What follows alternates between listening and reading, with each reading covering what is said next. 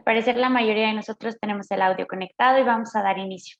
Muy buenos días, bienvenidas y bienvenidos. El Instituto Nacional para el Federalismo y el Desarrollo Municipal de la Secretaría de Gobernación, en colaboración con la Comisión Nacional del Agua, CONAGUA, les damos la más cordial bienvenida a nuestra primera sesión del seminario Aspectos relevantes de agua potable, alcantarillado y saneamiento para municipios, con el tema denominado Cumplimiento de obligaciones fiscales en materia de agua, dirigido a las autoridades municipales y estatales del país que nos acompañan el día de hoy.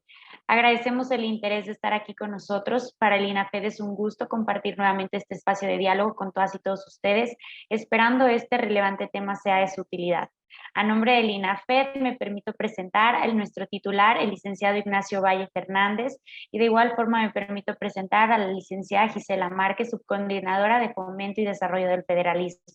Por parte de la Comisión Nacional del Agua, CONAGUA, le damos la más cordial bienvenida a nuestros ponentes, la licenciada Rosa María Taboada Ochoa, Coordinadora General de Recaudación y Fiscalización de la CONAGUA, la licenciada Inés de Jesús León, subgerente de Auditorías Especiales de la CONAGUA, la licenciada Gabriela González Pinelo, subgerente de Coordinación Hacendaria y Procedimientos Fiscales.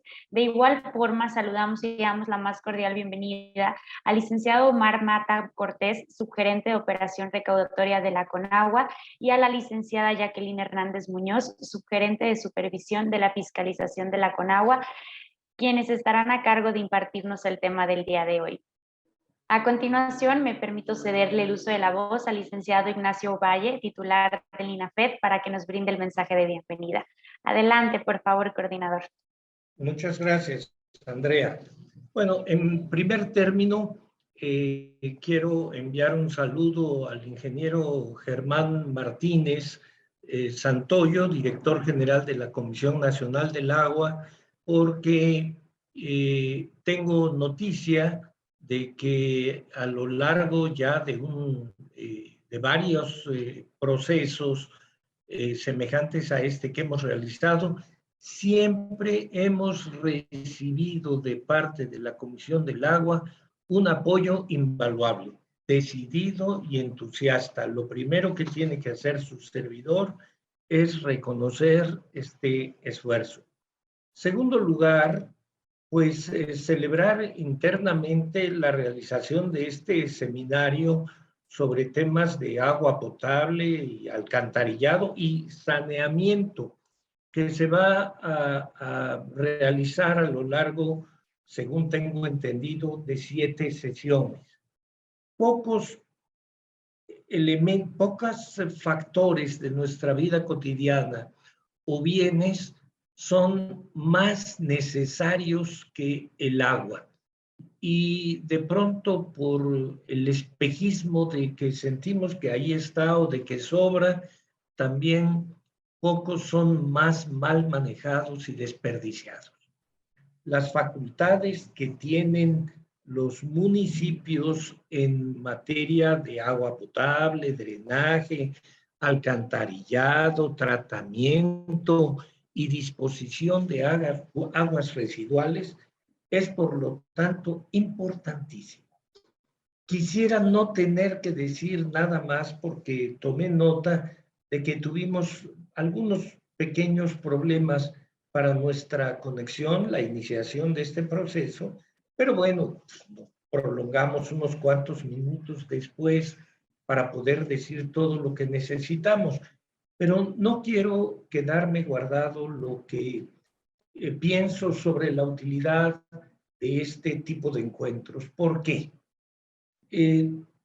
Todos sabemos que los seres humanos, como muchos otros mamíferos, somos aproximadamente un 70% de agua en nuestro cuerpo, que es también más o menos la proporción entre agua y tierra que se puede apreciar en la superficie de nuestro planeta. Entonces, parece que hubiera mucha agua, pero no. El 97% del agua está en el mar, es salada. Solamente el 3% es agua dulce. Pero de esa agua dulce, el 70% está congelada. está en los polos y en los glaciares. Entonces, lo que llamamos agua potable de lo que existe en el planeta es, de acuerdo a la última información que su servidor verificó, aproximadamente la milésima parte del agua que hay en la Tierra. A veces se utiliza la metáfora de que si tomaras una naranja con todo el agua, el líquido que contiene, la que está a nuestra disposición es una gota. Es un bien escaso que requiere un manejo con mucha técnica, con mucho conocimiento y con mucho interés por la salud humana, porque de esa milésima parte a veces podemos decir, bueno, el agua nos la dio Dios, pero como lo dicen algunos profesionales de esta materia, sí, pero no nos la dio entubada, ni para que entre ni para que salga, que es donde está el alcantarillado.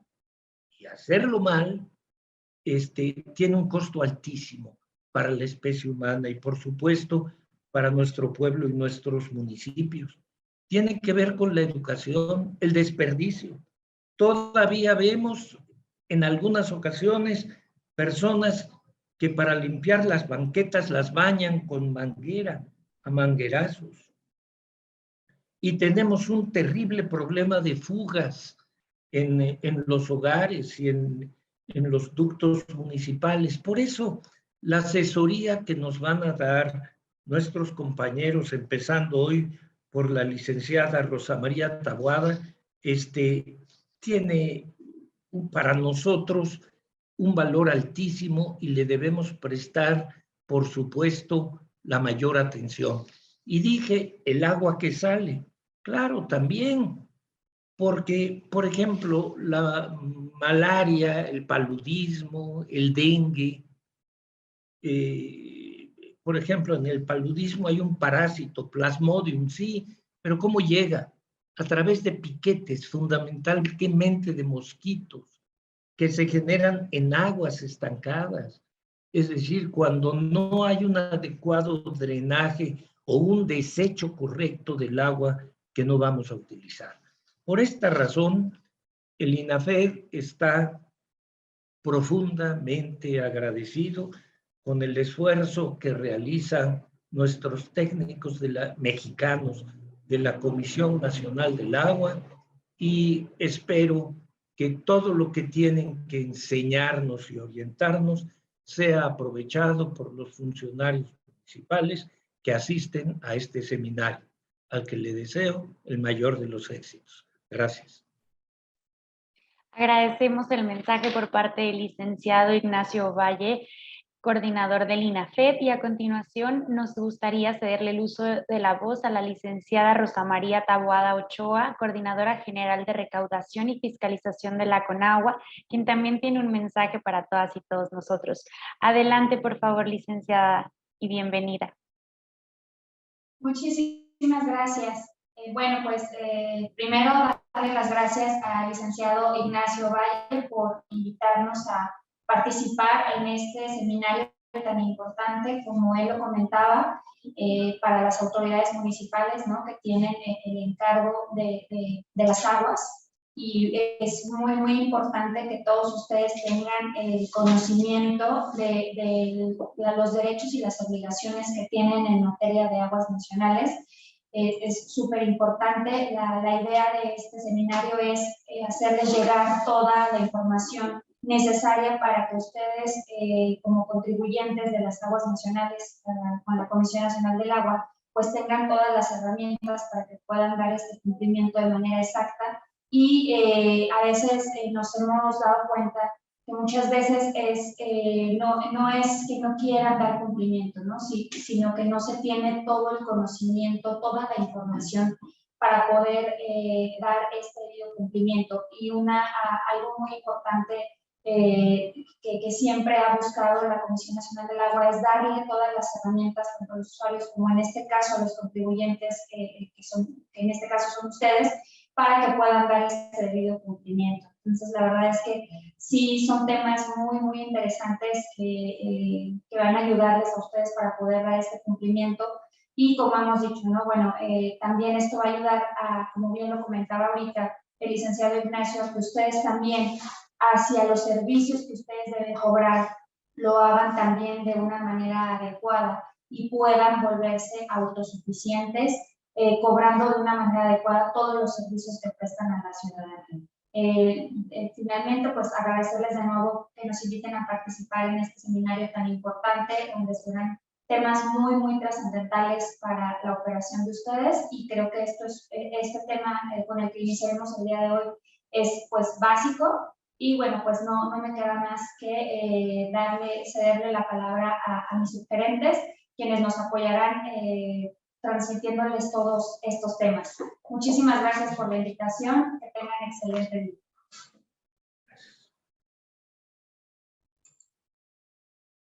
Agradecemos el mensaje por parte de la licenciada Rosa María Taboada y daremos inicio a nuestra sesión. Adelante, por favor.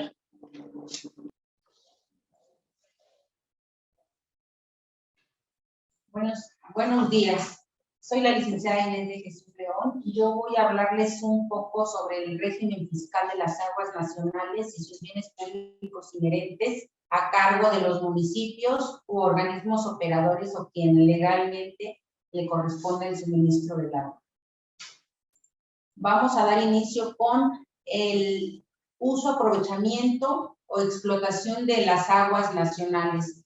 Esta presentación de mi parte está dividida en ese concepto más el concepto de descargas de aguas residuales y finalmente un aprovechamiento de manera paralela en el mismo sentido. Vamos a empezar hablando de los elementos de la contribución en materia de aguas nacionales. Nuestro sujeto pasivo, como lo mencionamos, son los municipios u organismo operador que con un título de concesión o sin él use, explote o aproveche las aguas nacionales, teniendo que esta actividad es nuestro hecho imponible de la contribución. El tercer elemento es la base, es decir, el volumen de agua nacional que use, explote o aproveche. Este volumen es multiplicado por nuestra cuota, que es el último elemento de la contribución, aunque hay literatura que dice que también la época de pago lo es. Nosotros nos quedamos hasta la cuota como un cuarto elemento. Esta cuota para municipios u organismos operadores va a estar conformada, va a corresponder de acuerdo a la fuente de extracción de donde utilice el agua, es decir, si se trata de un aprovechamiento superficial o subterráneo, en términos del artículo 231 de nuestra ley especial, que es la Ley Federal de Derechos. El segundo elemento para conformar esta cuota es la zona de disponibilidad, es decir, la cuenca o el acuífero de donde se extrae, de conformidad con la clasificación que nos señala nuestra ley. Está dividida en 4 zonas de acuerdo a la disponibilidad en cada una de ellas. Existen 2 fórmulas en el artículo 231 que nos da la pauta para determinar nuestra zona a cuál corresponde. La superficial, que es la fracción 1 del 231, y la subterránea, que es la fracción 2. Estas fórmulas nos van a dar unas variables que van a ser publicadas en el diario oficial en los primeros 2 meses del año, y son los valores que nosotros vamos a aplicarle a las variables para determinar en dónde está nuestro aprovechamiento, si cae en los rangos que establecen la zona 1, la zona 2, la zona 3 y la zona 4. Como una facilidad administrativa, en el mes de marzo se publican ya las zonas como tales. En el de febrero se publican los valores y ya en marzo ya se publica lo que son las zonas a efecto de corroborar y tener la certeza que el municipio o el organismo efectivamente se ubiquen en ese supuesto. Y el elemento 3 de la conformación de la cuota es el uso, que en este caso invariablemente va a ser público urbano. Este uso está catalogado en la Ley Federal de Derechos como un uso preferencial y por tanto la cuota será o corresponderá por cada 1000 metros cúbicos.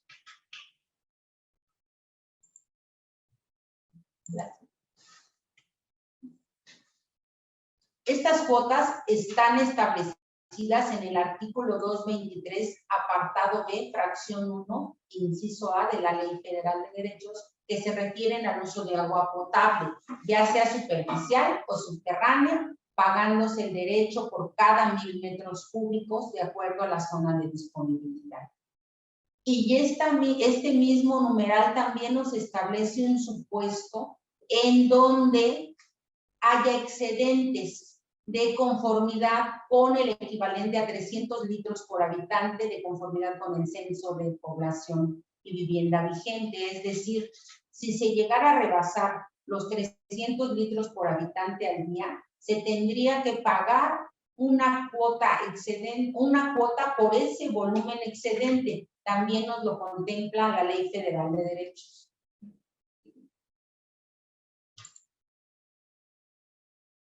Ahora les voy a platicar una figura que no existía antes a 2014.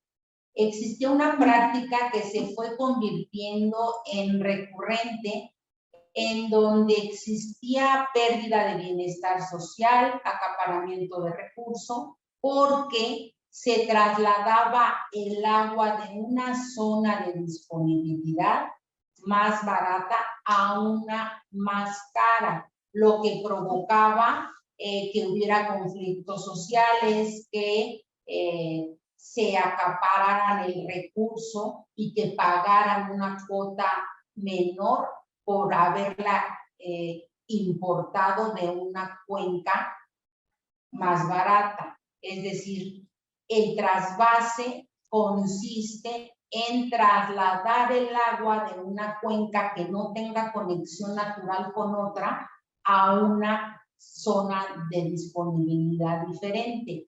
A partir de 2014 se creó esta figura justamente para que se agregara al pago del derecho por el agua nacional una sobrecuota para aquellos municipios u organismos operadores que trasvasaran el recurso.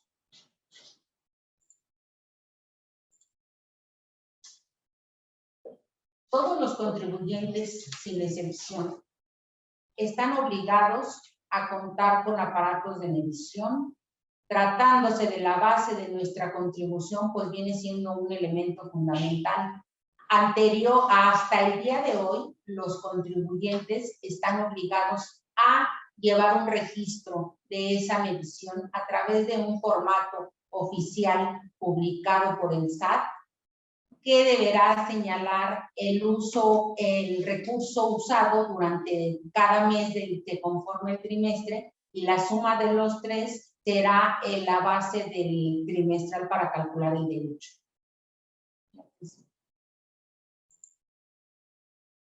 ¿Qué beneficios fiscales, de acuerdo a la Ley Federal de Derechos en materia de aguas nacionales, se establecen en nuestra ley especial?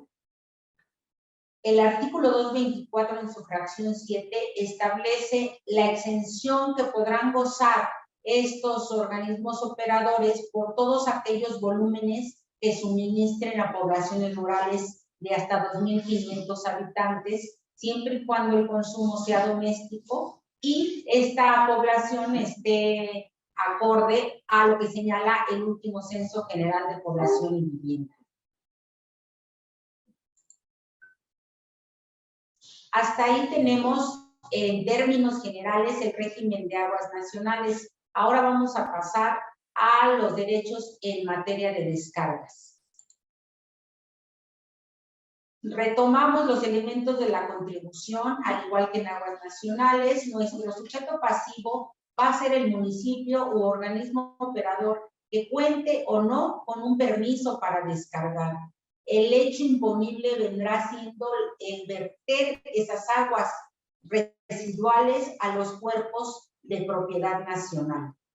Y la base que viene a ser también nuestro volumen, es decir, nuestro régimen general en materia de descargas lo establece el artículo 277b, fracción primera, y consistirá en la determinación del derecho multiplicando el volumen usado, el volumen descargado por nuestra cuota general. Aquí nuestra Ley Federal de Derechos establece que para determinar la cuota general que le corresponde cubrir al municipio estará dada de acuerdo a la clasificación del cuerpo receptor en donde vierta sus descargas.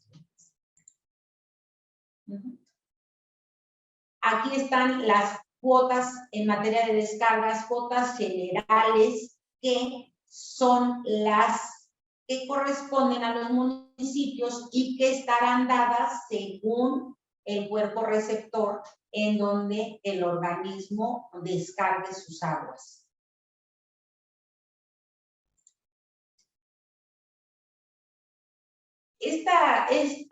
Este régimen que les acabo de mencionar se dio a partir de la reforma de 2014. Por lo que a efecto de minimizar el impacto económico derivado de esta reforma fue que se dio una gradualidad en las cuotas, es decir, se aplicaría un porcentaje de acuerdo al ejercicio fiscal, de tal manera que ahorita en el ejercicio fiscal 2022 se está aplicando esta cuota al 85%.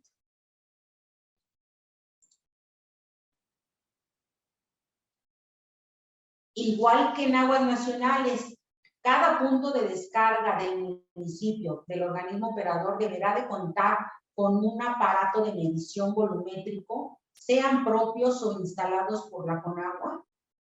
Y en caso de que el contribuyente, municipio u organismo operador no pueda medir el volumen que le corresponda en el periodo por consecuencia de una descompostura, se tendrá que determinar cómo se calculará la base del derecho atendiendo a las causas imputables o no al municipio, de tal manera que si son causas no imputables al contribuyente, podrá declarar un promedio del volumen que descargó en los últimos 4 trimestres. Cuando sí sean causas imputables al municipio, como puede ser que no presentó el aviso correspondiente, que no lo reparó en el trimestre que tenía para hacerlo, entonces el volumen que declare de ninguna manera va a poder ser inferior al calculado de la 4ª parte de su permiso de descargas. Ahora bien, los beneficios fiscales en materia de descargas de aguas residuales son varios. Ya hablamos del régimen general, que es el volumen por la cuota atendiendo al tipo de cuerpo receptor. Ahora tenemos un beneficio de índole fiscal denominado acreditamiento. ¿En qué consiste esta figura? Esta figura consiste en acreditar de nuestro derecho a cargo una parte a efecto de que disminuya estos beneficios que están aquí, acreditamiento del que estamos hablando, exención y descuento, están directamente vinculados con la calidad del agua que se descarga a los cuerpos receptores. De tal manera que si el contribuyente acredita que sus parámetros de demanda química de oxígeno y de sólidos disueltos, sólidos suspendidos totales, están por debajo de las estimativas que señala la Ley Federal de Derechos, podrá, con análisis de laboratorio, que ya tocaremos ese tema más adelante, podrá acreditar contra su derecho a cargo una determinada cantidad. La exención La exención es para aquellos contribuyentes que van más allá del simple acreditamiento para reducir, es decir, que buscan el no pagar el derecho porque cumplen a cabalidad con los 17 parámetros que señalan las dos tablas contenidas en el artículo 282, fracción primera, que se refiere a contaminantes básicos y metales pesados y cianuros. Si el contribuyente cumple a cabalidad, entonces estará exento en el pago del derecho. Y el otro beneficio que está vinculado con la calidad del agua está establecido en el artículo 282, apartado 5. Es que si bien el beneficio es en aguas nacionales, lo cierto es que debe de partir del tratamiento que le dé al agua, debe estar exento en materia de descarga y esas aguas nacionales en las que se aplicará el descuento deben de estar vinculadas directamente con la descarga del agua residual. Y finalmente, la fracción 5 del artículo 282 que establece las exenciones en materia de descarga y no está vinculado con la calidad del agua descargada, es la que señala que estarán exentos y no pagarán en derecho las descargas provenientes de poblaciones de hasta 10,000 habitantes. Aquí está, a manera de resumen y de ejemplo, el cálculo del acreditamiento. ¿Cómo es el procedimiento para determinar que puedo tener un acreditamiento contra mi derecho a cargo? Tengo mi derecho a cargo por sólidos suspendidos totales, por demanda química de oxígeno. Pero si yo realizo muestreos con un laboratorio competente, acreditado ante la entidad mexicana de acreditación y aprobado por la Comisión Nacional del Agua, puedo ser sujeto a aplicarme este beneficio siempre y cuando mi concentración establecida en mi análisis de laboratorio esté por debajo de la que estima la Ley Federal de Derechos. Es decir, la ley dice que este tipo de municipios y organismos, este tipo de descargas que manejan, tienen una concentración aproximada de sólidos suspendidos totales de 220 y demanda química de oxígeno de 500. Si yo con el resultado de mi laboratorio puedo ver que estoy por debajo, entonces podré tener este beneficio. Voy a multiplicar esa concentración que salió de mi análisis por el factor contenido en la Ley Federal de Derechos.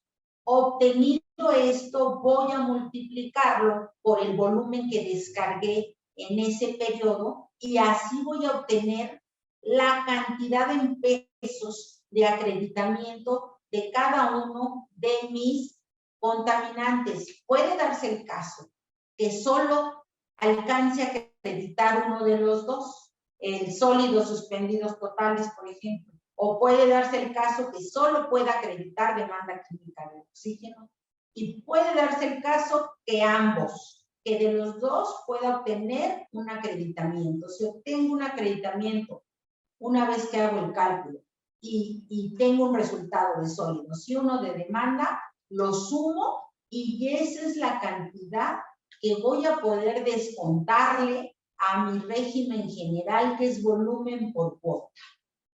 Sí.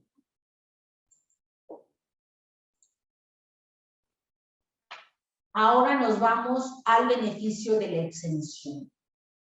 Como bien sabemos, nuestro Código Fiscal de la Federación nos establece en su artículo 5 que todo aquel contribuyente que se coloque en un supuesto de excepción a la regla general tendrá que acreditarlo de manera fehaciente. Es decir, si un municipio o un organismo operador nos dice que le aplica la exención, esta deberá de quedar acreditada fehacientemente para que pueda gozar de ese beneficio. El artículo 282, fracción primera, nos señala en las tablas que contiene los contaminantes básicos, metales y pesados y cianuros que debe acreditar el contribuyente, que está por debajo de estos parámetros.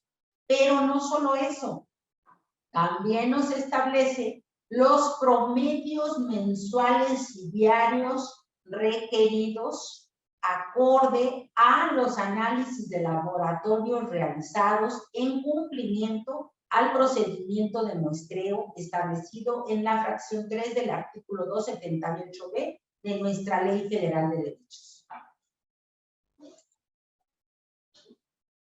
Aquí en la Coordinación General, cuando llevamos a cabo una auditoría, una fiscalización, como lo mencioné, de aplicación estricta y que quede acreditado fehacientemente que así es, nosotros tendríamos que revisar que todos esos informes, todos esos análisis que realizó el laboratorio contratado por el municipio, contratado por el organismo operador, cumplen a cabalidad con lo que establece el artículo 278b. Porque si bien es cierto, el derecho fiscal mexicano está privilegiado por el principio de autodeterminación, lo cierto es que al momento de llevar a cabo una fiscalización, la autoridad estará en facultades para verificar que es procedente o no la aplicación de dichos beneficios,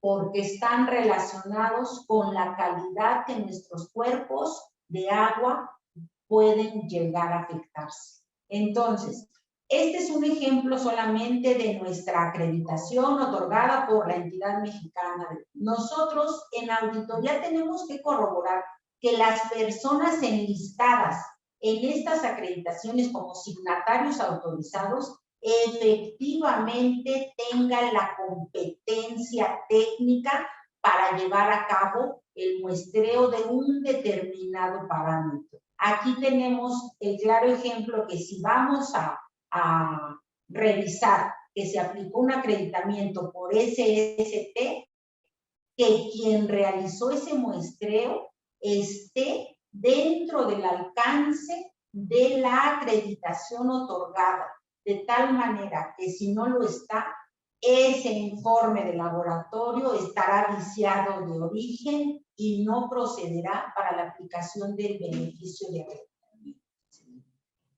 Y la segunda es la aprobación de la CONAGUA, es decir, para que un laboratorio tenga la competencia técnica y sea apto para llevar a cabo esos análisis, deberá de estar también aprobado por la Comisión Nacional del Agua y debemos de verificar que esos informes, que esos análisis y muestreos que se realizaron estén acorde a la vigencia de la aprobación. Nos ha tocado que todavía no tenía la aprobación y el laboratorio ya había muestreado, de tal modo que no podría aplicarse un beneficio con ese informe. ¿Sí?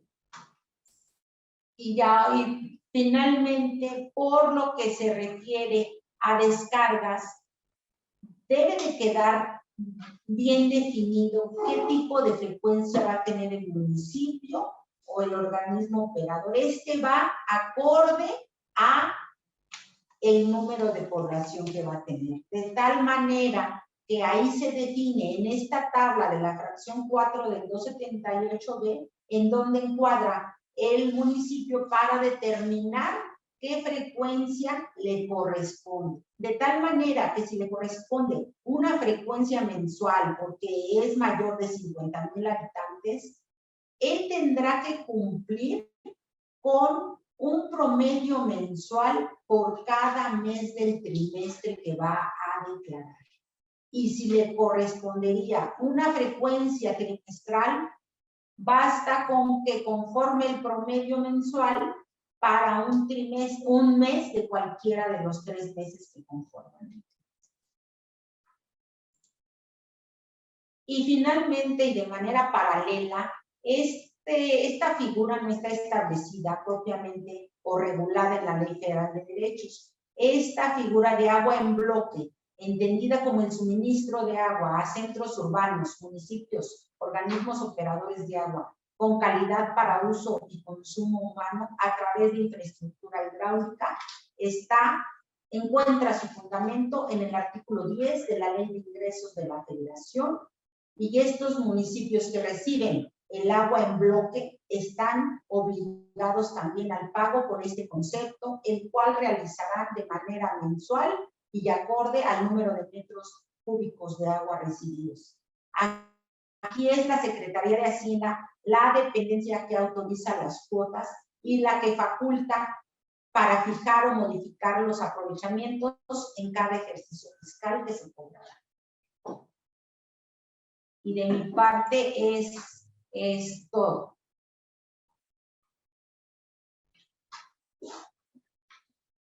Buenas tardes a todos. Mi nombre es Gabriela González Pinelo. Soy subgerente de Coordinación Hacendaria y Procedimientos Fiscales. Y en esta ocasión quiero platicar con ustedes 3 temas que considero relevantes.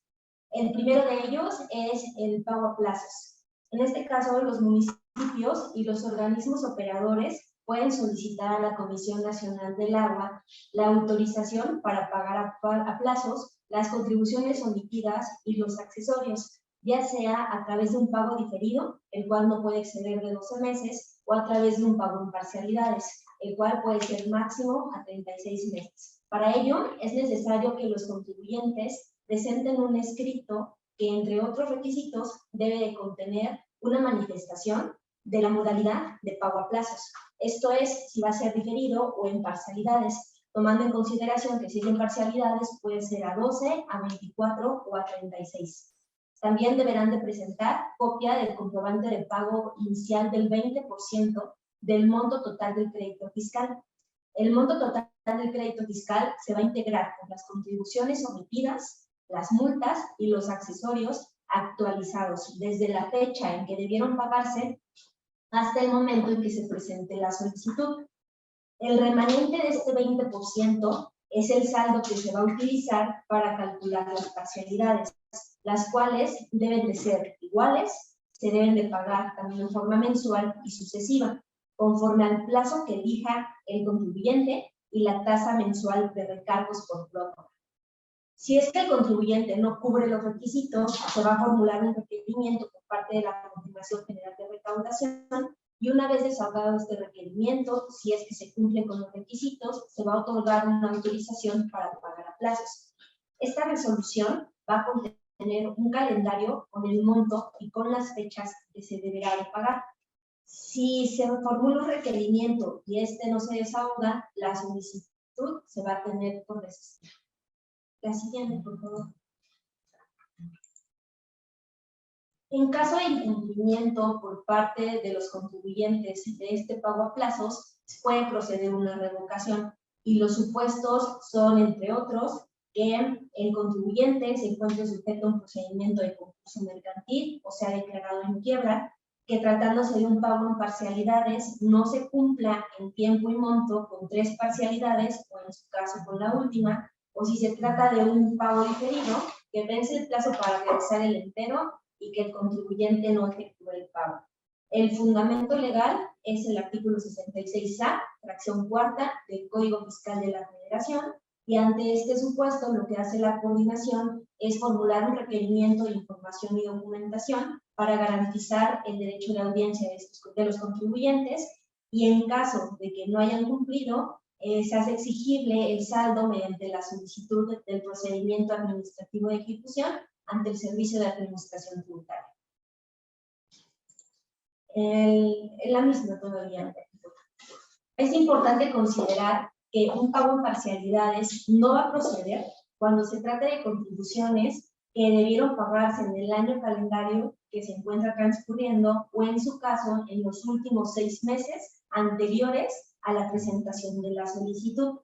También es importante señalar que durante el periodo en el cual el contribuyente se encuentre pagando a plazos, pues las contribuciones o las cantidades determinadas no van a ser objeto de actualización, salvo que exista un supuesto de revocación. Y este pago en parcialidades les va a permitir ingresar a programas federalizados. La siguiente, Jackie, gracias. El siguiente tema es la condonación o reducción de multas fiscales. El marco normativo que lo regula es el artículo 74 del Código Fiscal de la Federación, artículo 192E, fracción 9, 230, 236B y 286A de la Ley Federal de Derechos, así como el Reglamento Interior de la Comisión Nacional del Agua y los lineamientos para la condonación de multas fiscales que fueron emitidos por la Comisión en el año de 2015.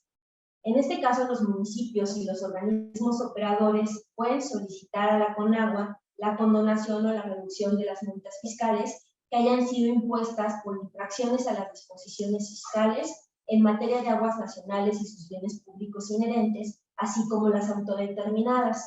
Y en el escrito que presenten deberán de manifestar bajo protesta de decir verdad que los sujetos no tienen una causa penal por delitos de carácter fiscal, que las multas no fueron impuestas por cometer infracciones a la Ley de Aguas Nacionales y deberán de reconocer expresamente las multas que soliciten en condonación. La siguiente, por favor. De conformidad con los lineamientos emitidos por la CONAGUA, se debe de tratar de multas que sean impuestas por la Coordinación General de Recaudación y por los organismos de cuenta, así como aquellas que son autodeterminadas. Debe tratarse de multas firmes, es decir, aquellas que no fueron impugnadas, o si fueron impugnadas, el medio de defensa no fue favorable para el contribuyente. Y se va a considerar la antigüedad del periodo o el ejercicio al cual corresponda la multa, y la coordinación va a resolver aplicando los porcentajes que correspondan. Por ejemplo, si se trata de multas de más de 5 años de antigüedad, se condonan al 100%. Y si se trata de multas hasta de 1 año de antigüedad, la condonación es del 50%. La resolución de una condonación de multas surte efectos cuando se cumple con el pago de la multa que no fue condonada, con el monto de las contribuciones omitidas y con sus accesorios actualizados. Y esto deberá de ser 10 días siguientes a que surte efectos la notificación de la resolución de condonación. Si se trata del supuesto de autocorrección derivado del ejercicio de facultades de comprobación, este pago deberá de realizarse 3 días hábiles siguientes a la notificación de la resolución. Es importante considerar aquí que los contribuyentes que estén sujetos a facultades de comprobación, cuando opten por autocorregirse, pueden solicitar la condonación de sus multas fiscales. Y si es que el pago de las contribuciones y de los accesorios lo realizan en una sola exhibición, la condonación de la multa es al 100%. Si lo realizan en parcialidades, la condonación queda en un 80%. Y tratándose de multas que son impuestas por uso público urbano, estas van a ser reducidas en un 100% sin importar la antigüedad. Finalmente, existen supuestos por los cuales se puede dejar sin efectos una condonación. Esto tiene lugar cuando se incumple con el pago de la multa que no fue condonada, cuando no se realice el pago de las contribuciones dentro de los 3 días hábiles siguientes en caso de autocorregirse, o bien cuando no se cubre la totalidad del crédito en el plazo autorizado para pagar en parcialidades. Asimismo, si es que se incurre en alguna falsedad de declaraciones por parte del contribuyente. Y finalmente, el tema que quiero comentar con ustedes es la cuota de garantía de no caducidad. Esta se define como una opción de pago que tienen los contribuyentes para evitar la extinción por caducidad, ya sea total o parcial, de una concesión o una asignación, por haber dejado de usar, explotar o aprovechar los volúmenes de aguas nacionales que le han sido concesionados o asignados durante 2 años consecutivos sin que exista una causa justificada explícita.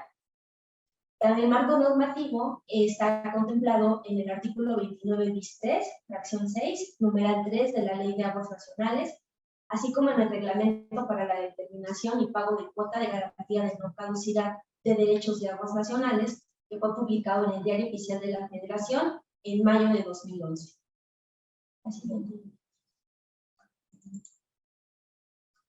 La cuota de garantía de no caducidad tiene la naturaleza jurídica de un aprovechamiento y está regulado en el artículo 3 del Código Fiscal de la Federación. Y la fórmula para determinarlo está prevista en los lineamientos y también en la Ley de Aguas Nacionales. Y conforme a esta cuota, conforme a estas disposiciones, la fórmula para determinarlo es la siguiente.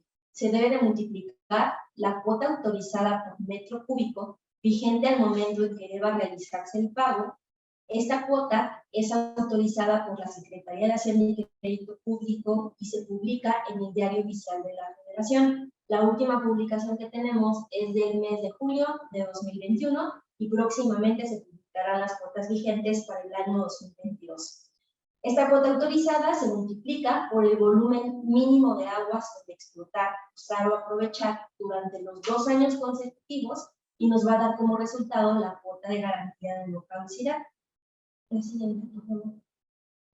En los lineamientos se establece cuál es el procedimiento para determinar el pago de la cuota de garantía de no caducidad y se puede esquematizar de la siguiente forma. Estamos ante la presencia de un usuario que ha dejado de usar ya sea total o parcialmente las aguas nacionales y puede darse el supuesto de que opte o no por realizar el pago de la cuota de garantía. Si es que no realiza el pago, entonces la autoridad administrativa va a iniciar un proceso de extinción de volumen total o parcial. Si es que opta por realizar el pago, 15 días hábiles antes de que concluya este periodo de 2 años, deberá de presentar un aviso de que opta por realizar el pago de la cuota de garantía ante la CONAGUA. Una vez presentado el aviso, deberá de realizar entonces el pago dentro de los 15 días hábiles siguientes a que concluya el periodo de los 2 años. En el supuesto de que se realice el pago, la CONAGUA tendrá la facultad de verificar tanto el pago como el volumen sean correctos. Si son correctos, entonces el contribuyente va a obtener los beneficios del pago de la cuota de garantía. Esto es, que no se extinga por caducidad total o parcial su concesión o asignación y, por tanto, que conserve los volúmenes de agua que le hayan sido concesionados o asignados. Si es que no coinciden el pago y el volumen, entonces la Comisión Nacional del Agua va a tener hasta un plazo de 2 años posteriores a que se presente la declaración para hacer del conocimiento del contribuyente el volumen no utilizado y el monto del pago motivo. La siguiente, por favor. En este esquema se ejemplifica cómo debe de realizarse el aviso, qué periodo se tiene, que son los 15 días antes de que concluya, antes de que inicie el periodo antes de que concluya el periodo de 2 años y el periodo que se tiene para realizar el pago de la cuota de garantía, que son 15 días posteriores a que concluya este periodo de 2 años. Asimismo, también se puede mostrar el periodo que ampara el pago de la cuota de garantía de no caducidad. Por mi parte sería todo. Le agradezco su atención. Hola, muy buenas tardes. Soy la licenciada Jacqueline Hernández Muñoz, subgerente de supervisión de la fiscalización. Voy a comentar con ustedes 2 temas importantes dentro de mi área. El primero de ellos es el programa de regularización de aguas sin adeudos. De forma general, quiero comentarles que de un total de 2.469 municipios del país, 1.660 se encuentran obligados al pago. Esto es por tener una localidad mayor a 2.500 habitantes y tener que realizar el pago conforme a la Ley Federal de Derechos. Y tenemos 1.055 que se encuentran incorporados a este programa. ¿En qué consiste básicamente este programa? Primero quiero hablarles del marco normativo. Hubo una reforma el 9 de diciembre de 2013 a la Ley de Coordinación Fiscal, en donde impactó al artículo 37 principalmente, al artículo 51 y 3 artículos transitorios para poder generar este programa de regularización. El primero de ellos, que es el 37, era para establecer un destino específico del Fortamón y para que fueran estas aportaciones federales que son a cargo de los municipios y de los organismos y demarcaciones territoriales para que se consideraran con un destino prioritario al pago de los derechos de agua, de descargas y de aprovechamientos, entre otros, y que fuera considerado con su cargo al Fortamun. El artículo 51 también sufrió una modificación y esto establecía que ante el incumplimiento por parte de los municipios y demarcaciones de sus obligaciones en materia de aguas, de descargas y de aprovechamientos, la Comisión Nacional del Agua iba a poder realizar una retención con cargo al Fortamun de estos municipios. Y finalmente, en los artículos transitorios, el 7º, el 12º y el 13º, se estableció el programa de regularización fiscal. Es decir, se emitieron unas reglas por parte de la Secretaría de Hacienda y Crédito Público. Estas reglas eran para la aplicación del programa de regularización del pago de derechos y aprovechamientos de agua y derechos por descargas de aguas residuales para municipios y organismos operadores. Se crearon para realizar pues una condonación a los municipios. ¿Por qué razón? Los municipios tenían muchas deudas y entonces este programa surge ante la necesidad de sanear un poquito las finanzas de los municipios y de los organismos operadores. Entonces, lo que prevén justamente estas reglas es que si los municipios pagan a partir del 2014 de forma regular sus obligaciones en materia de aguas, de derechos y descargas, entonces iban a poder disminuir los adeudos que tenían hasta el 31 de diciembre del 2013. Finalmente, estas reglas se publicaron el 14 de agosto del 2014 y tuvieron una prórroga para poder presentar la adhesión a aquellos municipios que estuvieran interesados en adherirse al programa hasta el 2016. El esquema general de este programa es por los conceptos ya mencionados: aguas nacionales, aprovechamientos y descargas. Consistía en toda la disminución de los adeudos que tuvieran hasta el 31 de diciembre del 2023, siempre y cuando se modificara su legislación local para establecer precisamente ese impacto que se iba a poder tener como garantía en su Fortamun ante el incumplimiento de sus obligaciones. Pero esta disminución de adeudos hasta el 2013 iba a ser siempre y cuando empezaran a cumplir con sus obligaciones a partir del 2014. Para eso se crearon estas reglas y teníamos como garantía pues, la retención del Fortamun en caso de incumplimiento. La primera parte de este programa de aguas sin adeudos fue realizar una modificación en su legislación local de los que estuvieran interesados. Un segundo supuesto era realizar un convenio entre Conagua y la entidad federativa y precisamente presentar su solicitud de adhesión. Esta solicitud le iba a recaer una autorización de la solicitud por parte de la Comisión Nacional del Agua y finalmente se tenía que dar aviso del municipio a la entidad sobre su incorporación en el programa. Esto fue lo que sucedió en el año 2015-2016, que fueron cuando estos 1055 municipios se incorporaron al programa.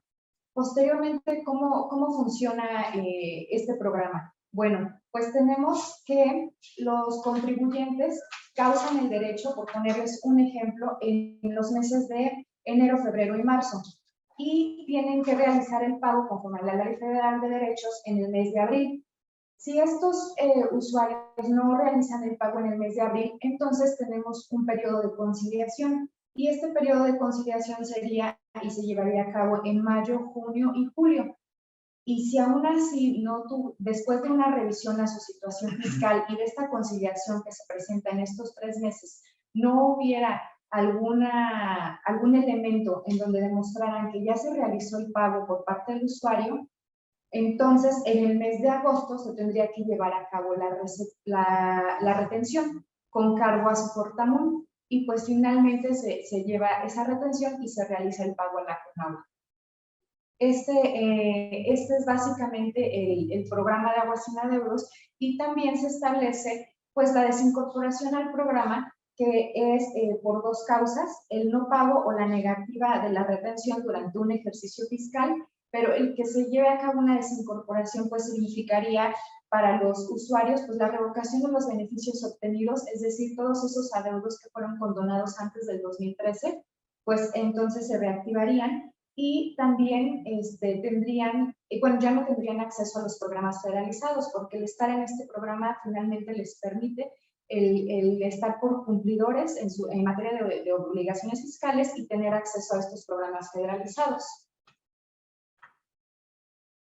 Ahora bien, el segundo tema que quiero platicarles brevemente es un poquito en continuación, no sé si tuvieron la oportunidad de estar en la plática del 19 de mayo que dio la Coordinadora General de Recaudación. Fue una explicación muy extensa de la norma mexicana 179 y me parece importante ahorita únicamente comentarles que derivado del acuerdo de diferimiento que se publicó el 13 de mayo de este año, este diferimiento tuvo y tiene un impacto en este mes justamente porque todos los contribuyentes que instalen sus dispositivos de medición conforme al estándar 913, ellos van a tener que cumplir con esta obligación a partir del 1 de julio del 2022, es decir, ya el próximo mes. Y precisamente quienes quieran solicitar un diferimiento, se establece que lo podrán hacer por única ocasión cuando por las características y complejidad de sus procesos así lo requieran, y esta solicitud de diferimiento justamente se debe presentar del 1 al 30 de junio del 2022, es decir, este mes que está corriendo es cuando tienen la posibilidad de presentar ese diferimiento únicamente por cuestiones técnicas de sus procesos. Para el caso de los contribuyentes que deben instalar dispositivos de medición conforme al estándar 914, conforme al estándar 1110 y 1156, se difirió la fecha de cumplimiento de la obligación. Para el 914 es a partir del 1 de enero del 2023 y en su caso también y en su momento podrán presentar un diferimiento 30 días naturales previos a la fecha señalada. En el caso del 1110 y 1156, el cumplimiento de la obligación de medición será a partir del 1 de julio de 2023 y también podrán presentar una solicitud de diferimiento por única ocasión dentro de los 30 días naturales previos a la fecha señalada. En esta lámina únicamente quiero comentarles la importancia ahorita del cumplimiento de la obligación que va a ser a partir del 1 de julio para los que se ubiquen que tengan que adquirir aparatos de medición conforme al estándar 913, que es a partir del 1 de julio del 2022. Aquí nada más de forma esquemática les pongo el calendario en el cual pueden ustedes presentar un diferimiento por las características y complejidad de sus procesos, que es del 1 al 30 de junio, en caso de encontrarse en ese supuesto. Para los otros dos, pues como tal, y ya lo mencioné, se difirió la fecha y entonces este diferimiento se tendría que presentar 30 días naturales de la fecha respectiva que corresponda a cada estándar de competencia. Esta solicitud de diferimiento es un escrito libre que deben presentar los contribuyentes y deben dirigirlo a la titular de la Coordinación General de Recaudación y Fiscalización de la CONAGUA, a la licenciada Rosa María Taboada Ochoa. Se debe presentar a más tardar dentro de los 30 días naturales previos al inicio de la obligación y dicho escrito debe señalar todas las razones y motivos y todas las justificaciones por las cuales se está pidiendo una autorización de una fecha posterior al cumplimiento. A esta solicitud de diferimiento también se deberá acompañar un dictamen técnico que debe ser emitido por un prestador de servicios integrados con el cual se justifique que debido a las características y complejidad de sus procesos del contribuyente, los aparatos de medición no pueden ser instalados y puestos en operación en esta fecha prevista como obligatoria. Ese dictamen debe contener un proyecto ejecutivo para la instalación de los medidores o sistemas de medición y también debe de contener un cronograma de ejecución. Este proyecto ejecutivo lo debe de realizar su prestador de servicios integrados, al igual que el cronograma de ejecución, y deben de poner puntualmente cuál es la actividad que van a realizar y la justificación del por qué lleva determinado tiempo el realizar esa actividad y tienen que poner puntualmente la fecha de cumplimiento o cuántas semanas se van a tardar en realizar cada una de las actividades que ponga cada prestador de servicio, dependiendo del caso en particular y la complejidad del proceso del contribuyente. También en el cronograma de ejecución, pues se debe de especificar la actividad y la fecha en que se va a llevar a cabo esta actividad y cuándo va a ser la fecha de cumplimiento. Es importante que pongan tanto en su proyecto ejecutivo como en el cronograma de ejecución la fecha de conclusión de la instalación de sus dispositivos de medición en cada uno de sus aprovechamientos.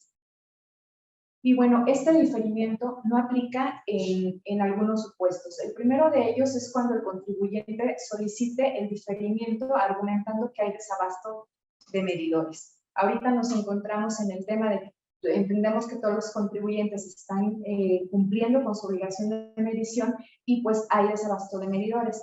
Pero eso no representa que no puedan cumplir, sino que ya están realizando acciones con los prestadores de servicio para la cotización de algún aparato de medición y aquí no aplica un diferimiento, aquí aplica un aviso, la presentación de un aviso en el cual nos indiquen que precisamente ya están iniciando sus acciones para cumplir y que a lo mejor en algunas semanas les entregarán sus aparatos de medición por parte del proveedor.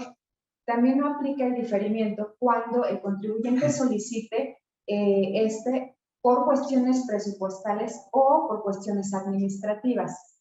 Es decir, al interior de cada empresa a veces tienen procedimientos de licitaciones, procedimientos en los que les otorgan una cantidad de dinero, por ejemplo, para realizar ciertas actividades, pero esto no significa que sea una cuestión técnica y que por ello deban presentar un diferimiento. En este caso también tienen que presentar un aviso. Y ese aviso debe contener los siguientes requisitos.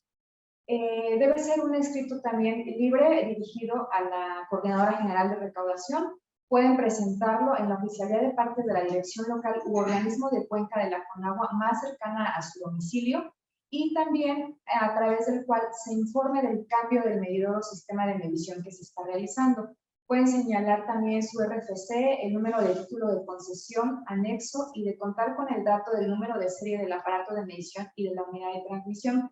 Esto es por cada aprovechamiento que tengan. También deben de indicar el periodo en que realizarán las acciones del cambio de medidor que cumpla con las características de la norma, indicando la fecha de inicio y de conclusión de las actividades propias del cambio del medidor. Y deben adjuntar la evidencia con la que se compruebe que efectivamente se están realizando acciones para dar cumplimiento con su obligación de medición, conforme a lo indicado en las reglas generales sobre medición y también en la norma 179. Este aviso lo pueden presentar desde este momento y lo recomendable es que lo presenten antes del 1 de julio del 2022, que es la fecha de entrada en vigor del cumplimiento de la obligación. Por ello, deben revisar bien en qué supuestos se encuentran, si de un diferimiento por cuestiones técnicas o de un aviso por cuestiones administrativas o presupuestales o desabasto de medidores. Por mi parte es todo. Agradezco mucho su atención. ¿Qué tal? Buenos días. Mi nombre es Omar Manda Cortés, subgerente de operación recaudatoria. Es un gusto estar con ustedes. Me toca comentar el tema del sistema de declaraciones y pago electrónico declarado.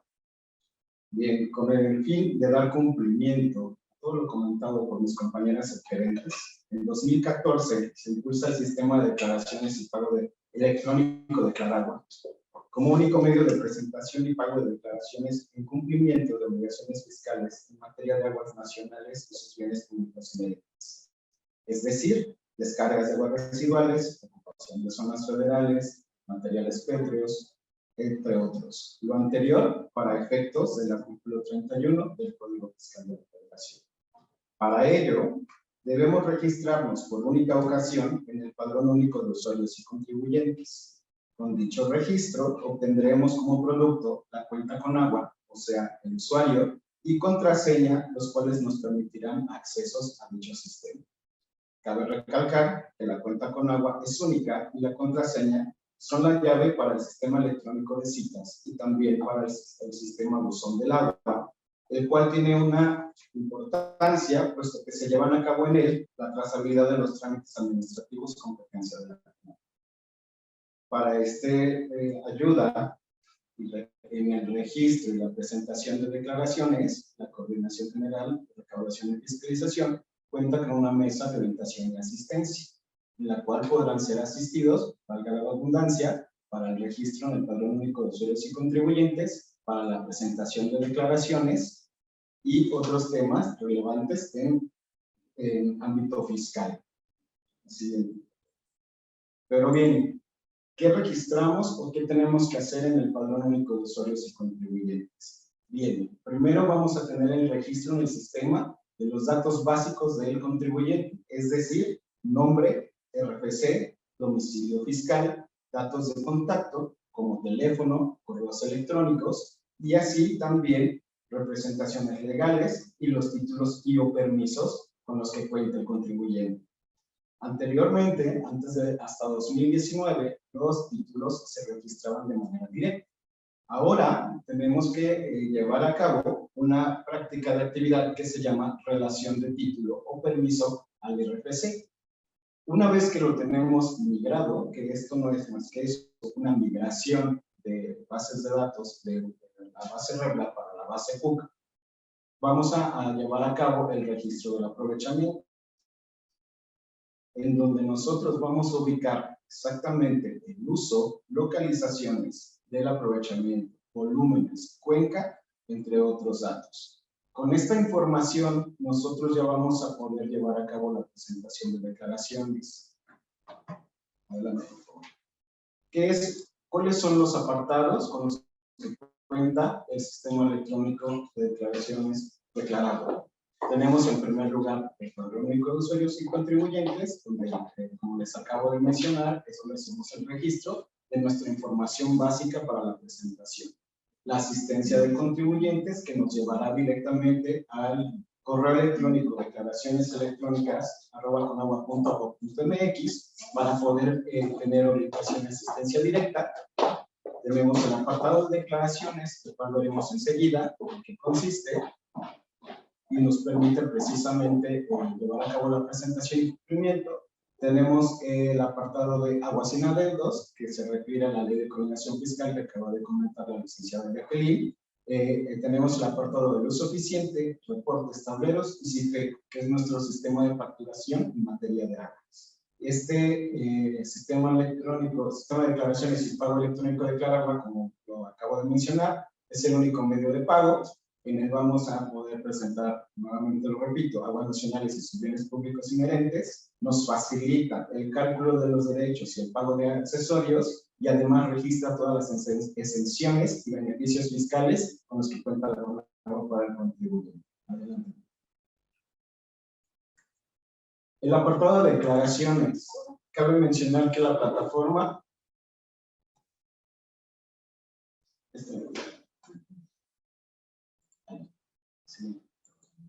en el apartado de declaraciones, quiero comentarles que la plataforma es una plataforma noble, automatizada, que lleva de la mano perfectamente al contribuyente para la presentación de la misma. Cuenta con 8 pasos. Al registro de nuestra información en PUC y al dejar esta de la manera mejor correcta, solamente tendríamos que trabajar en 3 de esos 8 pasos. En el primer paso vamos a encontrar un historial de declaraciones, en donde vamos a detectar un cuadro de información de declaraciones presentadas que nos llevará a un récord de todas las declaraciones realizadas por el contribuyente y un cuadro más de declaraciones en proceso, es decir, aquellas que se estuvieran llevando a cabo. En el paso número 2 vamos a encontrar los datos del contribuyente. Es sugerencia poder ir revisando que los datos estén actualizados. En el paso número 3 encontraremos los datos de la presentación legal, y en el paso número 4, que es donde sí tenemos que trabajar, que son los datos generales de la declaración, es precisamente donde nosotros vamos a señalar qué concepto estamos pagando, de qué ejercicio, qué trimestre, qué tipo de declaración, para poder iniciar con ese proceso en el cumplimiento actual de la presentación de la declaración. Para el paso número 5, únicamente traeremos o señalaremos al sistema cuál es el título de concesión que nosotros estamos por presentar. En el paso número 6, estaremos contemplando estaremos validando más bien en nuestro medidor y en él estaremos dando señalamiento de los volúmenes que se vayan a presentar en pago por el trimestre. El paso número 7 solamente cuenta con un cuadro de observaciones en donde ustedes podrán señalar cualquier tipo de contexto que tuviera que ver con la presentación de la declaración que se está emitiendo. Y en el paso número 8 es un resumen de la declaración, ¿verdad? En este resumen de la declaración, nosotros vamos a poder revisar y obtendremos como producto nuestra línea de captura, la cual podrá ser presentada a través de diversas instituciones bancarias. Esto para personas físicas podrán llevarlo a cabo a través de ventanilla bancaria, y para las personas morales, como son los municipios, tendrán que hacerlo a través de una vía de internet. Con eso concluyo mi participación. Quisiera comentarles que a regreso del correo electrónico donde viene la liga de la plataforma Zoom, vamos a estar mandando las ligas del sistema de orientaciones, perdón, del sistema de citas, de la ubicación del sistema del Declaragua y de la Ley Federal de Derechos vigente para 2022. Agradezco mucho su atención, quedo a sus órdenes. Por cualquier duda o comentario, cedo la palabra a la licenciada Rosa María Ochoa, coordinadora general de recaudación y fiscalización. Gracias. Gracias. Bueno, pues como se dieron cuenta, sí son temas pues bastante técnicos, que mucha ayuda en el día a día de desempeño de sus labores. Y bueno, solo reiterarles que en la coordinación estamos pendientes y de lo que ustedes requieran a través de los medios de comunicación. Le pediré a Omar que por aquí en el chat ponga los medios a través de los cuales nos pueden contactar para cualquier duda que tengan respecto a algún cumplimiento de alguna obligación o cualquier tema que quieran revisar con nosotros relacionado al tema de cumplimiento de obligaciones fiscales. Estamos a la orden todo el equipo de la coordinación. Y bueno, pues ya solo esa parte, bueno, estamos pendientes si tienen alguna pregunta que realizarnos. Agradecemos la exposición por parte de nuestros ponentes, colegas de Conagua, y a continuación me permito cederle el uso de la voz al maestro Ignacio Bonilla López, director de Asistencia Técnica y Desarrollo Regional del INAFED. Adelante, por favor, Ignacio. Muchas gracias, Andrea. Buenas tardes a todas las personas que nos acompañan en esta sesión. Queremos reiterar pues este agradecimiento pues al equipo de Conagua, por supuesto a la licenciada Rosa María Tawada Ochoa, coordinadora general de recaudación y fiscalización, por esta presentación, por supuesto a todo el equipo, porque bueno, yo creo que ha sido una presentación muy clara y muy precisa sobre pues todo este tema que llega a ser un poco complejo, pero que sí es importante y es necesario que lo puedan conocer los gobiernos municipales. Quisiera platicarles brevemente, explicarles, mejor dicho, un poco sobre este seminario. Este seminario, bueno, lo que busca pues es precisamente llevarles un conjunto de temas a los funcionarios municipales que están relacionados con el servicio de agua, precisamente para que puedan reforzar ese conocimiento o en su caso adquirirlo y se pueda prestar un mejor servicio pues de todo esto que comprende el agua, ¿verdad? En ese sentido, este seminario se ha diseñado con 7 sesiones, que bueno, esta es la primera y a lo largo de los siguientes meses iremos teniendo otras sesiones y la intención pues es que todas las personas que nos han acompañado en esta sesión nos puedan acompañar en las siguientes sesiones. Para tal efecto, voy a compartir pantalla, si me permiten un segundo, con las fechas programadas.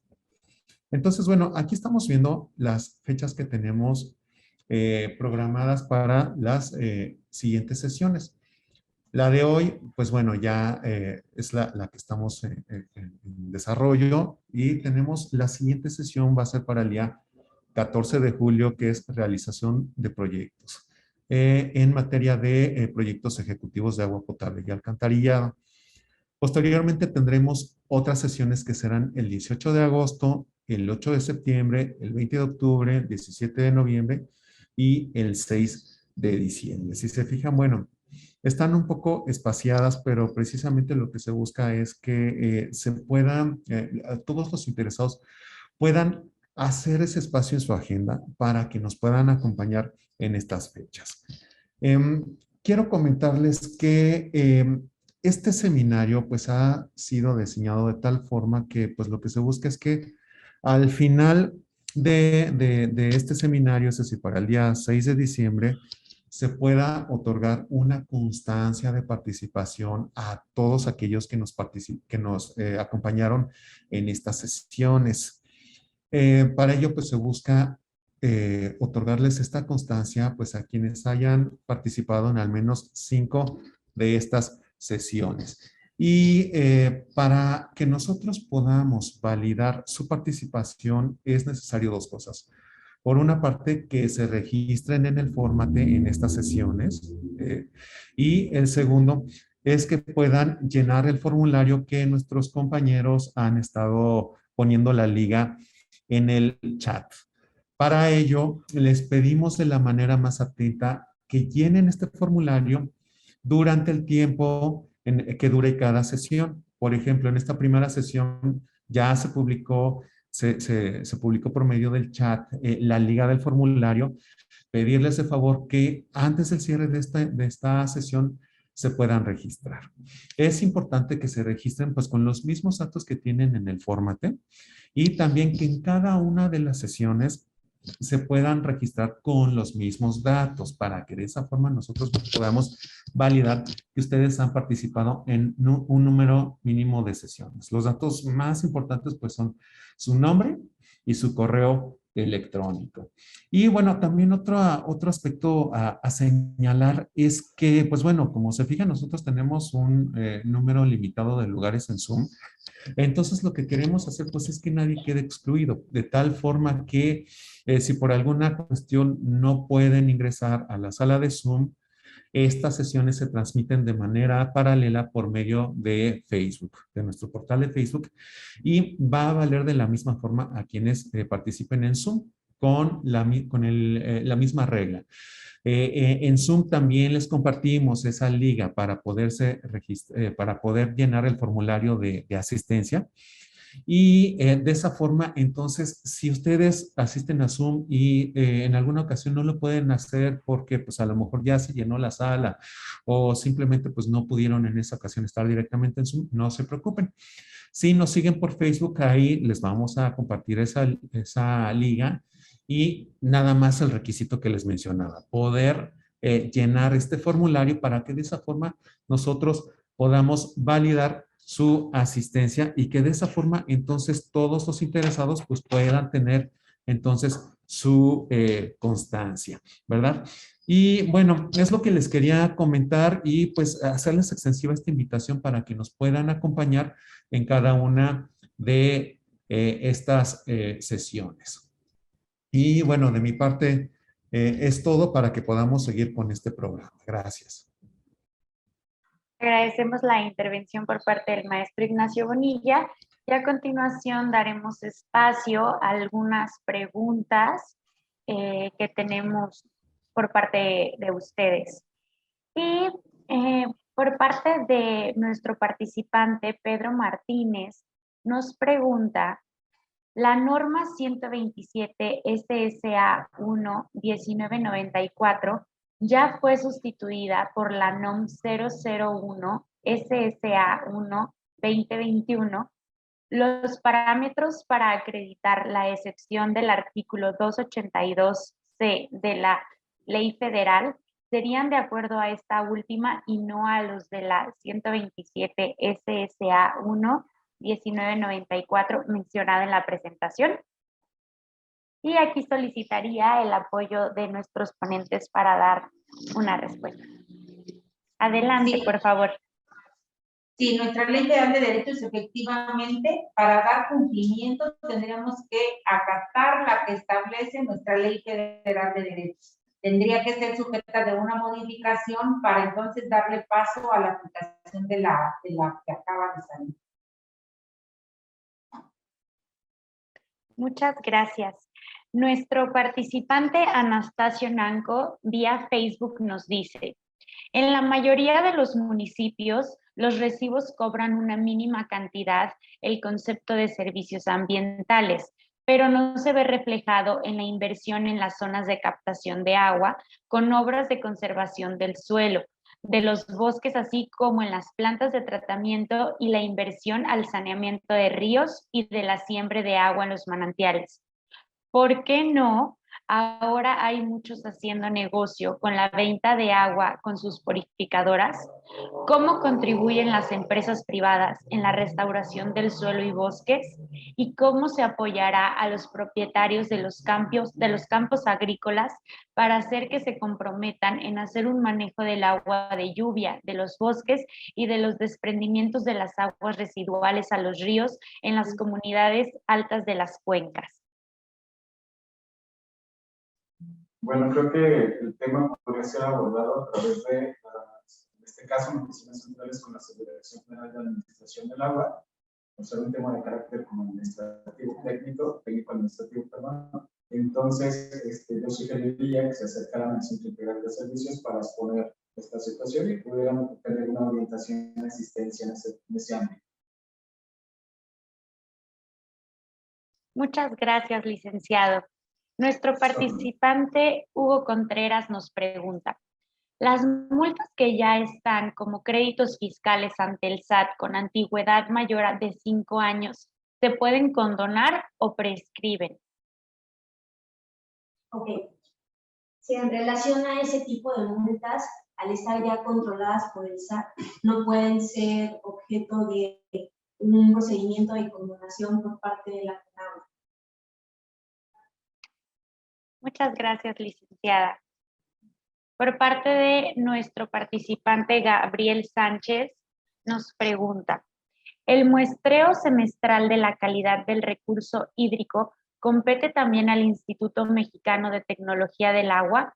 Y si dicha competencia no está supeditada a una respectiva comisión de cuenca, como por ejemplo la Comisión de Cuenca del Valle de México. Recordemos que en materia de pago de derechos tenemos que atender lo que establece claramente nuestra ley especial.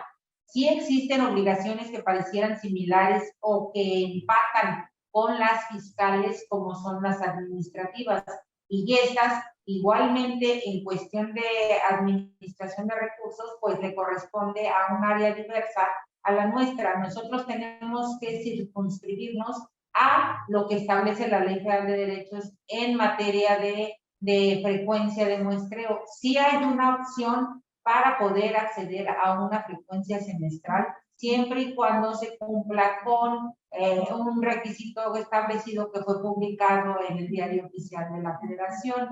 Y este beneficio sí está un poco vinculado a lo que establecía la norma 001 en cuestión de que era la única que contemplaba las 3 frecuencias, la mensual, la semestral y la trimestral. La Ley Federal de Derechos no, esta solamente nos señala la mensual y la trimestral, pero sí hay una manera de acceder a la semestral.